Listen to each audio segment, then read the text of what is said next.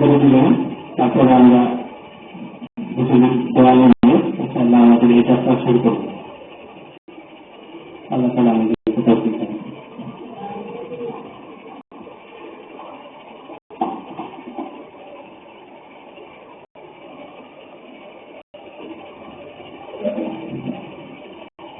করুন। الحمد لله نحمده ونستعينه ونستغفره ونؤمن به ونتوكل عليه ونعوذ بالله من شرور أنفسنا ومن سيئات أعمالنا ونعوذ بالله من شرور أنفسنا ومن سيئات أعمالنا ونعوذ بالله من شرور أنفسنا ومن سيئات أعمالنا من يهده الله فلا مضل له ومن يضلل فلا هادي له ونشهد أن لا إله إلا الله وحده لا شريك له ونشهد أن سيدنا ومولانا محمدا عبده ورسوله صلى الله عليه وعلى آله وأصحابه وبارك وسلم تسليما كثيرا. أما بعد فأعوذ بالله من الشيطان الرجيم. بسم الله الرحمن الرحيم. قل بفضل الله وبرحمته فبذلك فليفرحوا هو خير مما يجمعون. صدق الله العظيم.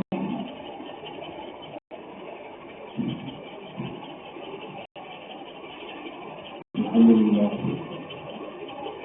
মুবারক মজলিসে যারা প্রিয় আয়োজক এবং সামনে বছর প্রিয় শিক্ষার্থীবৃন্দ, আসসালামু আলাইকুম। আল্লাহ রাব্বুল আলামিনের অনেক অনুগ্রহ আমাদের উপর, এবং যাতে অনুগ্রহ তিনি আমাদেরকে কথা স্মরণ করিয়ে দিচ্ছেন। নবী আপনি তাদেরকে বলে দিন কোরআন এবং কোরআনের বিষয়ক যা কিছু আছে সব আল্লাহ পাকের পক্ষ, এবং এর উপরে যেন তারা খুশি প্রকাশ করে, তাদের খুশি হওয়া উচিত।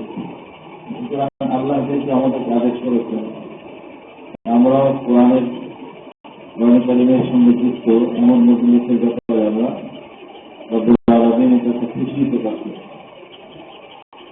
এবং আমাদের এই আল্লাহ যে আমাদেরকে বিভিন্ন জনকে বিভিন্নভাবে সত্যরা যারা কোরআন কারীমের সবক নেবে, অন্যান্য যারা দেখবে কোরআনের সবক নেবে, মূল বিষয় কোরআন এবং কোরআন বিষয়ক বহু রকম মেহনত আলহামদুলিল্লাহ উম্মত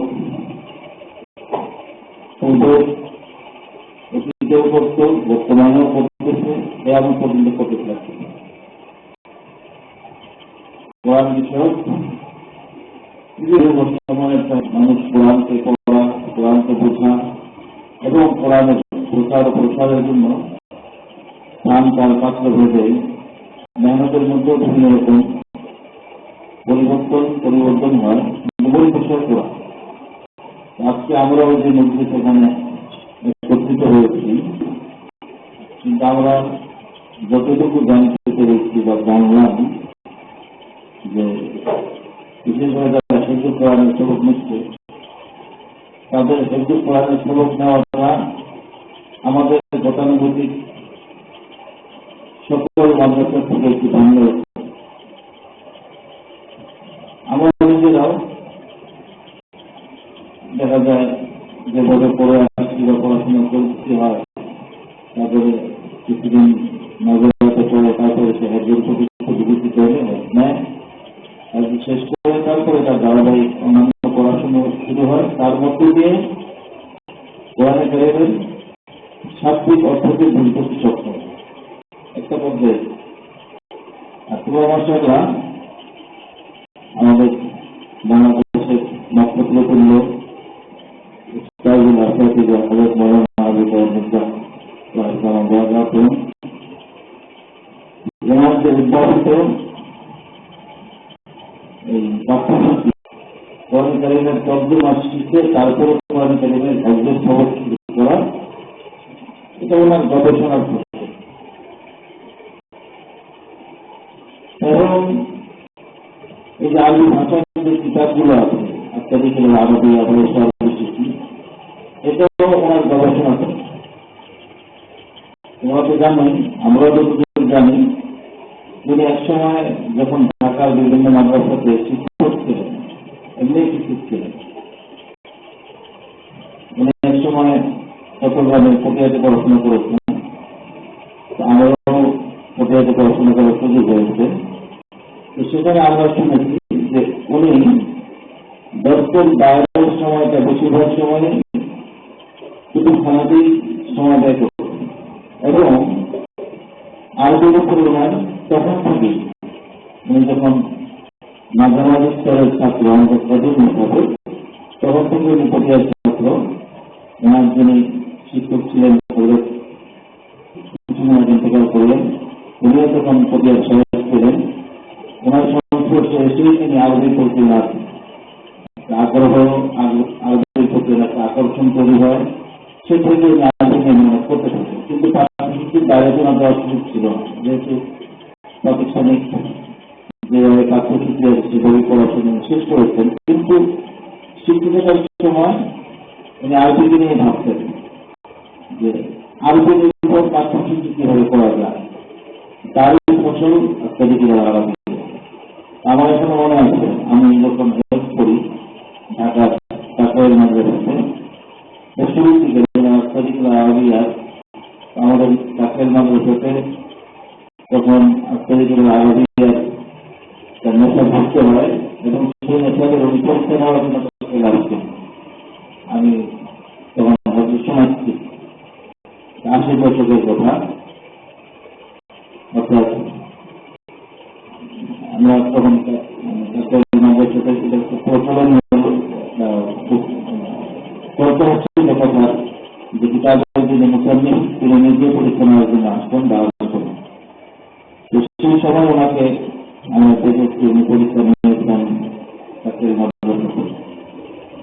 তো যেটা আমি বলতেছিলাম, তো এই আরবি শিক্ষার ব্যাপারে উনি যেরকম গবেষণা করতে করতে একটা পাঠ্যসূচি শেষ করতে সক্ষম হয়েছেন, তো ঠিক তেমনি ভাবে হেলথের এই প্রক্রিয়া, এটাও এখন অনেকের কাছে অপরিচিত, জানেন না অনেক।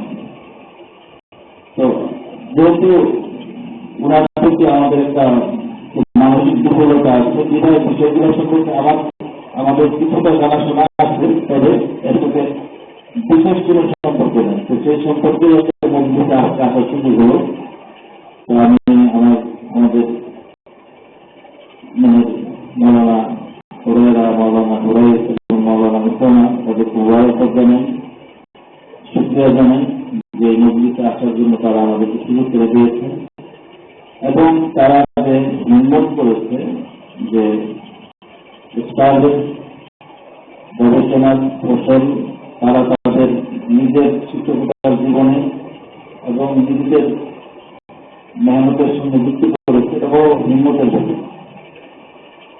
তো আল্লাহ পাক জন্য উস্তাদের প্রধান অনুসরণ করে উস্তাদ যেভাবে স্বপ্ন দেখেছেন, সেই স্বপ্নকে যেন আদর্শ ছাত্রের মাধ্যমে, তোমাদের মাধ্যমে বাস্তবায়ন হয়। আমি আশা করি যে এই মাদ্রাসাতুল আনসার একসময় এই ব্যাপারে ইনশাআল্লাহ দেশবাসীর সামনে একটা পরিচিতি লাভ করতে সক্ষম হবে এবং তোমরা হবে সেই যাত্রার প্রথম ছাত্র। সবকিছুর প্রথম হতে পারার একটা গুরুত্ব আছে। তো এই পাঠ্যসূচিটা নতুন, তার মধ্যে